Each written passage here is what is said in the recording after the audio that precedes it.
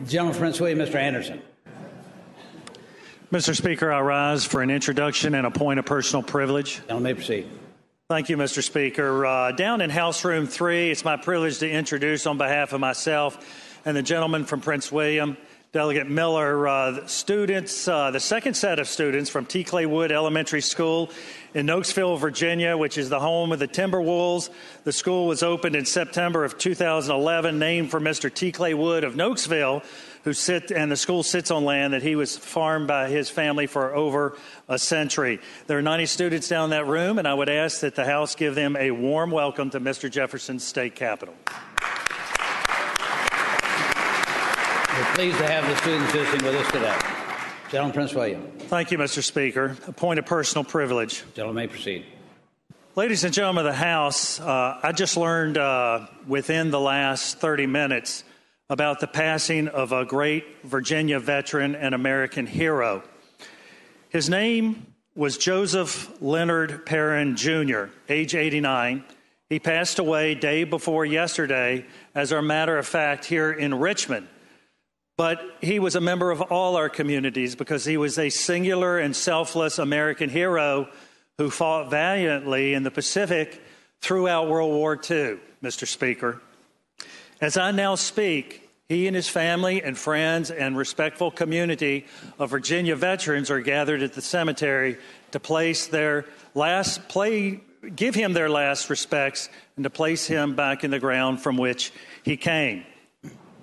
And so he is survived by 3 children and his loving wife of 65 years, Mabel Ford Perrin. I would ask that you remember that name, Mabel, because I'm going to relate to you a story very briefly, and she figures prominently.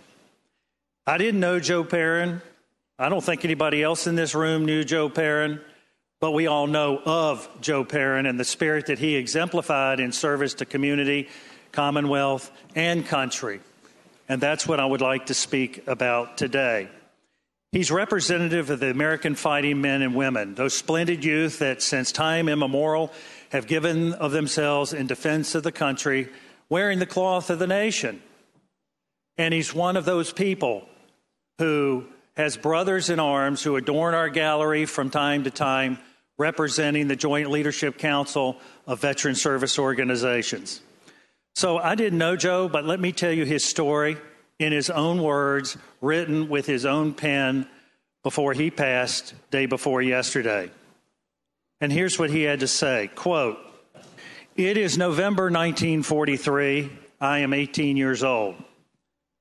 I have joined the Marine Corps, left my home in Richmond, and am headed to boot camp at Parris Island, South Carolina. There I will become tougher, leaner, and learn the true meaning of being a Marine. After boot camp, I joined the 2nd Marine Division and enter training at Pearl Harbor, and from there our division is sent to the invasion of Saipan and Tinian. After these 2 invasions, I go to Guadalcanal, where the Marine Corps 6th Division is formed, and I have the honor of being part of the division, a division that will fight in one of the most famous and bloodiest battles of history, known as Sugarloaf Hill. Even though it is 7 decades later, and the emotion of that battle is as vivid as when it just occurred. The 6th Division is sent to Okinawa, where our task force is to secure the southern end of Sugarloaf Hill. After doing so, I and 250 other Marines began our long and tiring journey up the hill, which for many of us will be our last battle. 2 attempts to secure the northern end are made, but we are not successful. Lives are lost, ammunition is low, food is scarce. Death is breathing down our necks. It is the morning of the 2nd attack, 4:30 in the morning. It's still dark outside. Word has spread across our unit that the Japanese are preparing for an attack, which I know few of us will survive. Little ammunition is left. We have no food. In my mind, I am preparing to die. I know many have lost their lives already, and I do not realize that out of 250 Marines who started the attack with me, there are only 50 of my comrades left alive. I reach for my wallet, take out the most important thing I have, know, and love. And it's the photo of my girlfriend, that word I mentioned before, Mabel, who is the love of my life.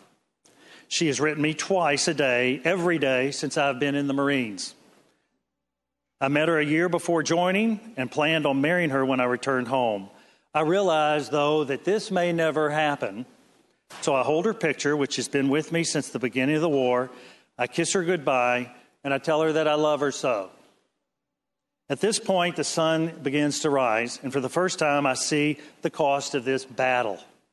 I see hundreds of lifeless bodies on the hill around me. They're my comrades, my buddies, and my brothers. They have given the ultimate, their lives, so that the world can be a safer place in which to live. I, too, expect that I will die that day, but I know that it will not have been in vain, for I fought for my country, a country that I have loved and for whose beliefs I hold dear. At that moment when I think that all is lost, the sky above me turns bright cherry red. It takes a few seconds, but then I realize that red is from Navy ships, the blessed American United States Navy, our ships firing at the enemy, covering fire. We make it to the top of the hill. We have won this battle. I am alive. Thank God. 2 days later, 17 of my comrades die in an explosion. I am hit by a piece of flying concrete, buried alive with only my head above the ground, above the debris. I couldn't move, fearing that the enemy would come by and take off my head. Fortunately, a corpsman came by, dug me out, had me transported to Guam, where I stayed for the next 3 months recuperating.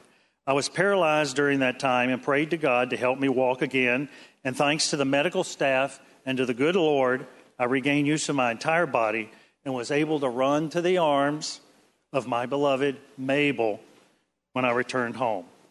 My story has a happy ending. Mabel and I have been married for, at the time he wrote these words, 63 years, and have had 3 wonderful children and a wonderful life. God bless those that gave their lives during World War II, and to those who have given their lives in any war in which the United States has been involved. God bless them, their families, and these United States of America. End quote, end of Joe's story. And so, fellow members of this old and distinguished bodies, may God bless and keep this singular American, Joe Perrin, for all eternity. And Mr. Speaker, I would move that when the House do adjourn today, I move that we adjourn in the honor and memory of United States Marine Joseph Leonard Perrin Jr.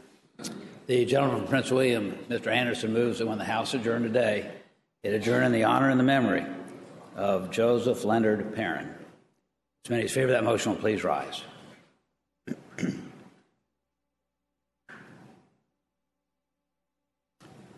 That motion is agreed to.